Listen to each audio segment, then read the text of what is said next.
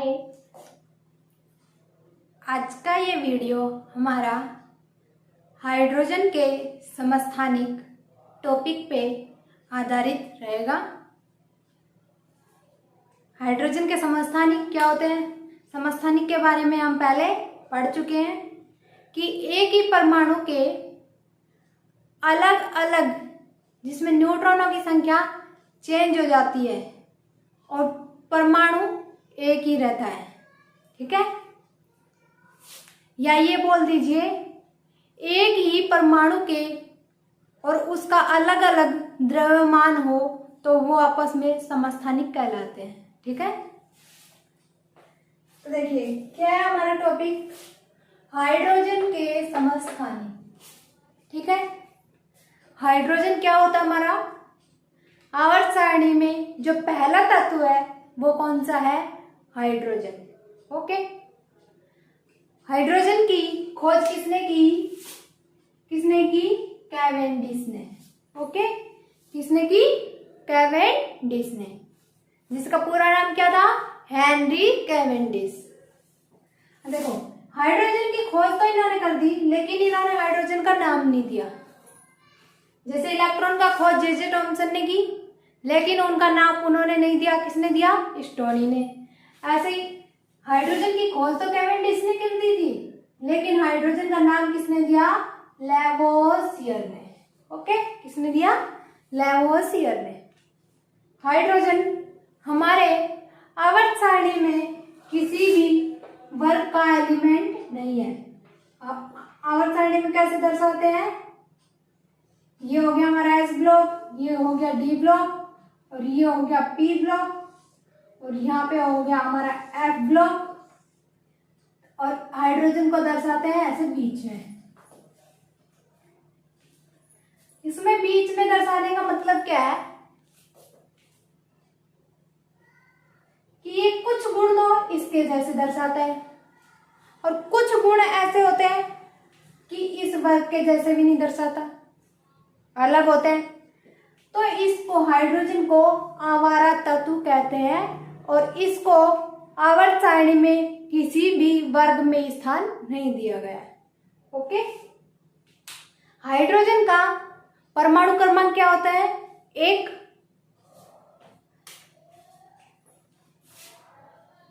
Normal अवस्था में क्या होता है? 1H।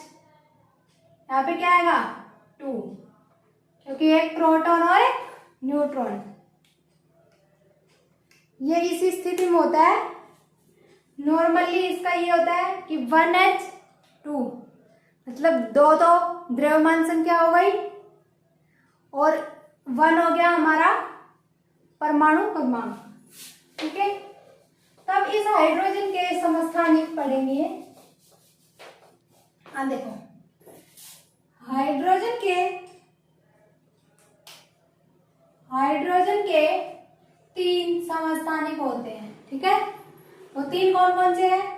प्रोटियम, जिसको 1p1 कह देते हैं, क्योंकि प्रोटियम से तो p से तो प्रोटियम बना। इसका फर्स्ट लेटर क्या है? p है, तो इसको 1p1 लिख देते हैं। ठीक है, दूसरा है ड्यूटेरियम। ड्यूटेरियम का फर्स्ट लेटर डै, तो इसको d से b शो कर देते हैं, होता है 1d2 लिख लीजिए इसको। तीसरा आता है ट्राइटियम,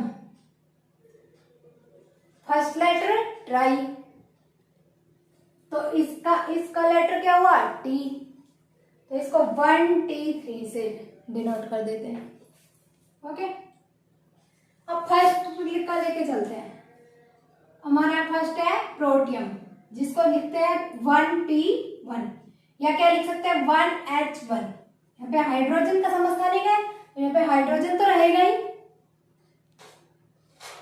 और उसका एक परमाणु क्रमांक, और यहाँ पे ये क्या है? द्रव्यमान संख्या। इसकी द्रव्यमान संख्या क्या है? 1। देखो, इसकी खोज करता कौन है? हेनरी कैवेंडिश ही है। ठीक है, कौन है?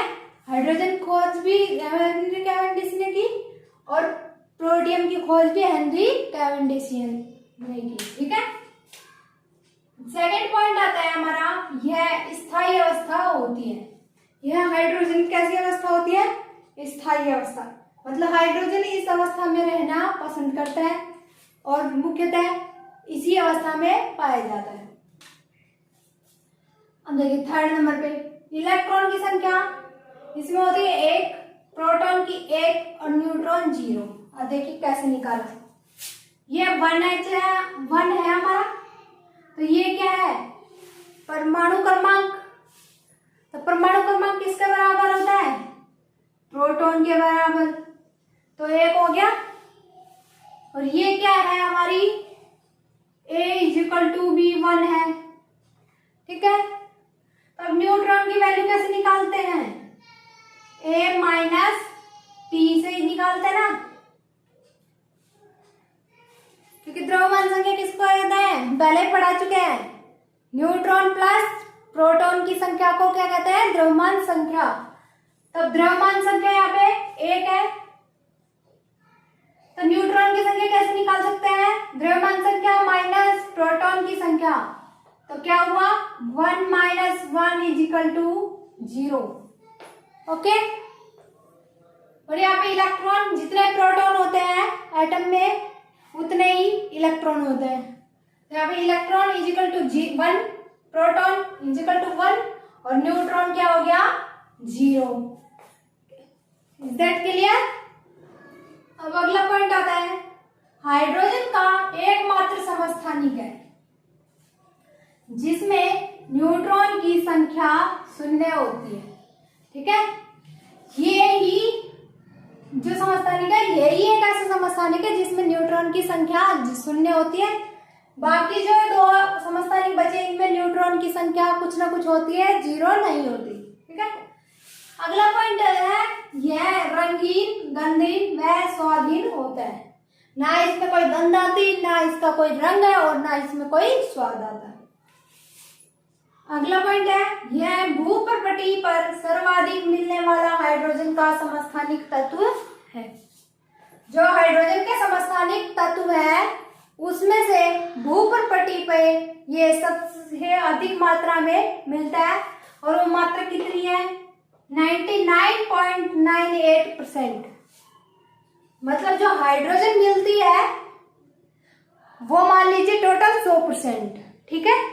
उस 100% में से जो प्रोटियम की वैल्यू है वो 99.98% है और जो 0.02% बची वो ड्यूटेरियम और ट्राइटियम की वैल्यू है। ओके। अब इससे आगे आता है हमारा ड्यूटेरियम। अब हमारा सेकंड नंबर क्या है? ड्यूटेरियम। ओके। देखो ड्यूटेरियम के बारे में पढ़ते हैं। इसको 1D2 से लिखते हैं या फिर किससे लिखते हैं? 1H2 से। ओके। इसके खोजकर्ता कौन है? यूरे, मर्फी व विकफ्रेड, 3 साइंटिस्ट हैं जिन्होंने खोज कब की? 1931 में, 1931। इसमें इलेक्ट्रॉन =1, प्रोटॉन =1 और न्यूट्रॉन =1। अब देखो कैसे है। अभी इसका फॉर्मूला क्या? 1H2। यहाँ पे ये हमारा क्या होता है? परमाणु क्रमांक, जो जिसको हम क्या बोलते हैं? प्रोटॉन संख्या या इलेक्ट्रॉन संख्या। और इलेक्ट्रॉन संख्या भी यही हो गई क्योंकि नॉर्मल स्टेट में अभी इस पे कोई चार्ज नहीं है, तो इसमें इलेक्ट्रॉन भी एक ही होगा, प्रोटॉन के बराबर। उसके बाद आता है ये 2 हमारा क्या है? द्रव्यमान संख्या, A = 2। इससे n क्या निकलेगा? A-P = 1। 2 - 1 = 1। देखिए इलेक्ट्रॉन हमारा 1 हो गया, प्रोटॉन 1 हो गया और न्यूट्रॉन भी 1 हो गया। अगला पॉइंट आता है, यह भी स्थायी अवस्था होती है। यह भी हाइड्रोजन कैसी अवस्था होती है? स्थायी अवस्था। उसके बाद आता है भारी हाइड्रोजन बराबर सिर्फ 1D। मतलब जो भारी हाइड्रोजन होता है वो उसको सिर्फ एक ड्यूटेरियम को ही कहा जाता है, ना कि दो ड्यूटेरियम, मतलब ड्यूटेरियम का अणु, अणु को नहीं कहा जाता, जो ड्यूटेरियम का एक परमाणु होता है उसी को क्या कहा जाता है, भारी हाइड्रोजन। ओके, अगला पॉइंट आता है डी, मतलब ड्यूटेरियम ऑक्सीजन के साथ मिलकर D2O, D2O को क्या बोलते हैं, ड्यूटेरियम ऑक्साइड बनाता है। इस D2O ही भारी जल कहलाता है। जो ये D2O बना ड्यूटेरियम और ऑक्सीजन के मिलने से, उसको क्या कहते हैं, भारी जल। ये पॉइंट इंपॉर्टेंट है, ठीक है, किसे याद रखना है, D2O ही क्या कहलाता है, भारी जल। इससे आगे वाला पॉइंट भी इंपॉर्टेंट है, ये क्या है, भारी जल की एक बूंद, मतलब जो ये D2O है इसकी एक बूंद इजिकल टू साधारण जल की 6000 बूंदे। अगर जो नॉर्मल जो हम पानी पीते हैं उस पानी की 6000 बूंदे लें तो वो किसके बराबर होगी, भारी जल की एक बूंद के बराबर। उसका रीजन क्या है, ये देखिए, साधारण जल का द्रव्यमान कितना होता है, 2 हाइड्रोजन होते हैं, H2O है, तो 2 हाइड्रोजन के लिए द्रव्यमान संख्या 2 हो गई, क्योंकि एक हाइड्रोजन के लिए 1 होती है, यहाँ पे 2 हाइड्रोजन है तो 2 हो गई। ऑक्सीजन की द्रव्यमान संख्या कितनी होती है, 16 है, तो यहाँ पे टोटल कितना आ गया, द्रव्यमान संख्या कितनी आ गई, 18। और द्रव्यमान जल, साधारण जल का द्रव्यमान कितना हो गया, 18 AMU। Okay, atomic mass unit. दूसरा आता है वह भारी जल का द्रव्यमान, ये कितना होता है, 4, मतलब इसे 2 D होते हैं, एक D का द्रव्यमान संख्या कितनी होती है, 2, क्योंकि इसमें एक न्यूट्रॉन होता है एक प्रोटॉन होता है, इसलिए इसकी द्रव्यमान संख्या एक ड्यूटेरियम की होगी 2, तो 2 ड्यूटेरियम की कितनी हो गई, 4, प्लस में ऑक्सीजन की द्रव्यमान संख्या 16, तो ये कितने द्रव्यमान के बराबर हो गया, 20 AMU। ओके, इसके बाद आता है हमारा, यह भी रंगीन, गंधहीन व स्वादहीन होता है। इससे पहले हम प्रोटियम के बारे में पढ़े थे, वो भी क्या था हमारा, रंगीन, गंधहीन और स्वादहीन, और ड्यूटेरियम है वो भी कैसा है, रंगीन, गंधहीन व स्वादहीन होते हैं। उसके बाद आता है भारी जल का उपयोग, ये इंपॉर्टेंट है, याद रखिए। भारी जल का उपयोग किसमें होता है, नाभिकीय अभिक्रियाओं में मंदक, शीतलक या निरोधक के रूप में करते हैं। मंदक क्या होता है, जो रिएक्शन को कम कर देता है, मतलब उसकी स्पीड जो होती है वो स्लो हो जाती है, ठीक है। शीतलक क्या होता है, जैसे जो जब रेडियो एक्टिविटी दर्शाते हैं तो उससे उष्मा भी बाहर निकलती है, तो उष्मा बाहर निकलती है, इसकी वजह से उसके बाद बहुत ज्यादा गर्मी हो जाती है। उस गर्मी को कम करने के लिए यहाँ पे ठंडे के रूप में क्या यूज किया जाता है, शीतलक के रूप में ड्यूटेरियम ऑक्साइड या भारी जल। यह निरोधक मतलब नाभिकीय अभिक्रियाएं हैं, उनको रोकने के लिए, रोकना मतलब क्या होता है, निरोधक, उसके रूप में यूज करते हैं। अब 3rd नंबर का आता है हमारा ट्राइटियम, ठीक है। ट्राइटियम को क्या लिखते हैं, 1T3 या 1H3 से भी लिख सकते हैं,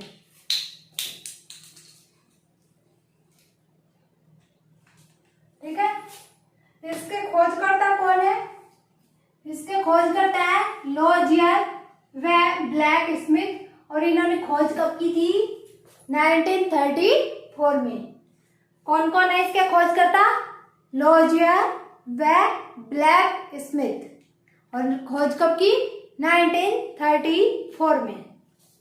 ओके, सेकंड पॉइंट आता है, यह अस्थायी अवस्था होती है, ठीक है। ये इंपॉर्टेंट है क्योंकि अभी तक हमने जो दो अवस्था पढ़ी थी, प्रोटियम और ड्यूटेरियम, वो कैसी अवस्था थी? स्थायी अवस्था। और ये हाइड्रोजन के समस्थानिक की कैसी अवस्था होती है? अस्थायी अवस्था। ठीक है। फिर से अगला पॉइंट आता है, भूप्रकृति पे सबसे कम मात्रा में मिलने वाला हाइड्रोजन का समस्थानिक है। यह हाइड्रोजन का समस्थानिक सबसे कम मात्रा में मिलता है भूप्रकृति पे। भूप्रकृति मतलब भूमि की सतह पे। भूप्रकृति पर इसकी प्रायिकता 10⁻⁻17% है, 10⁻⁻17%। ये मात्रा बहुत कम होती है। प्रायिकता किसको बोलते हैं? किसी भी चीज के पाए जाने की संभावना को।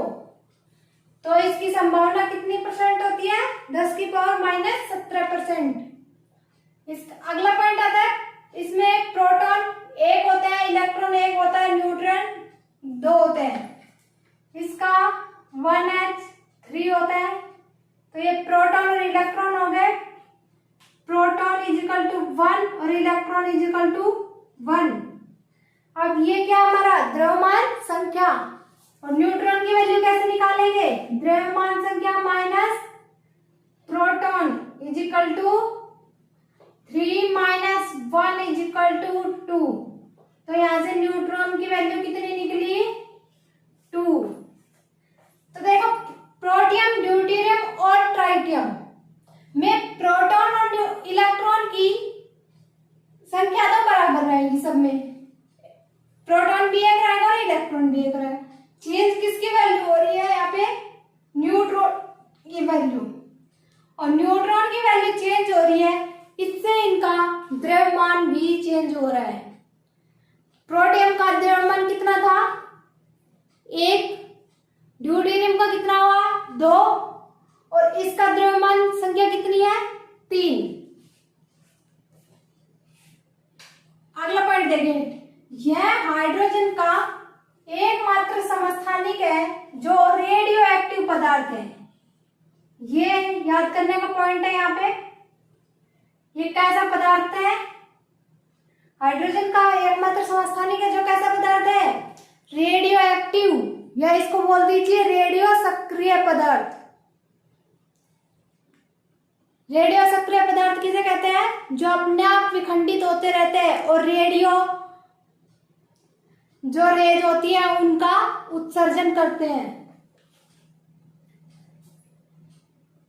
इसे बीटा उत्सर्जक भी कहते हैं।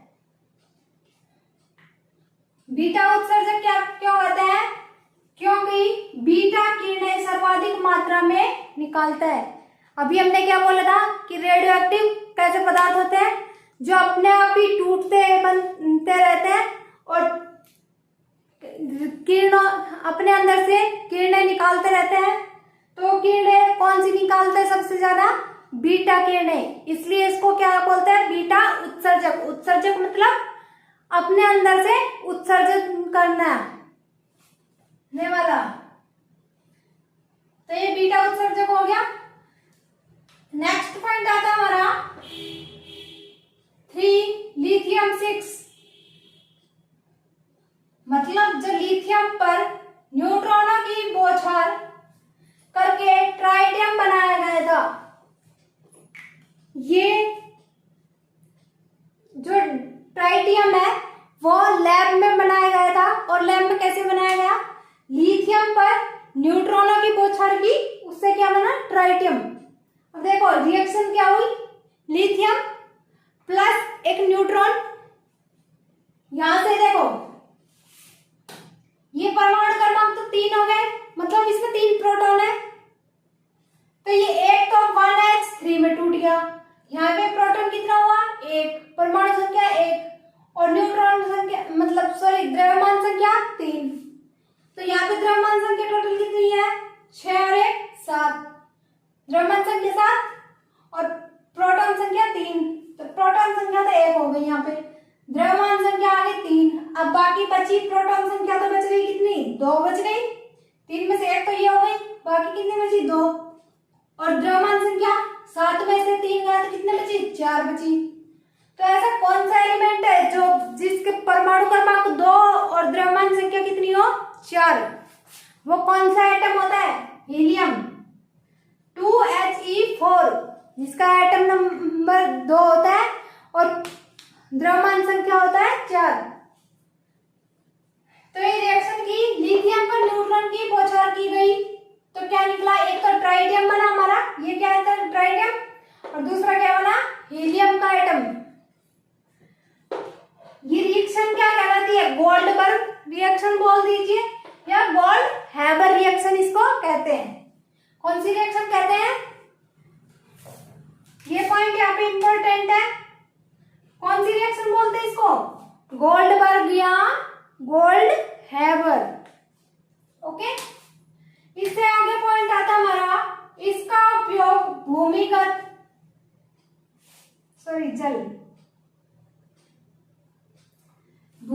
जल की पाइपलाइनों व पेड़ों में पानी के प्रवाह को मापने के लिए करते हैं कि जो पेड़ों की जड़ें होती है वो पानी किस दर से खींच रही है और पौधों के विभिन्न भागों तक किस दर से पहुंचा रही है, उसको मापने के लिए इसका यूज किया जाता है। और दूसरा यूज किया जाता है जो ग्राउंड वाटर है उसको निकालने में जो पाइपलाइन लगाई जाती है उसमें पानी का प्रवाह मापने के लिए इसका यूज किया जाता है। तो इस तरह हमारे खत्म हुए हाइड्रोजन के समस्थानिक। Thank you. आज का वीडियो यहीं पे समाप्त होता है।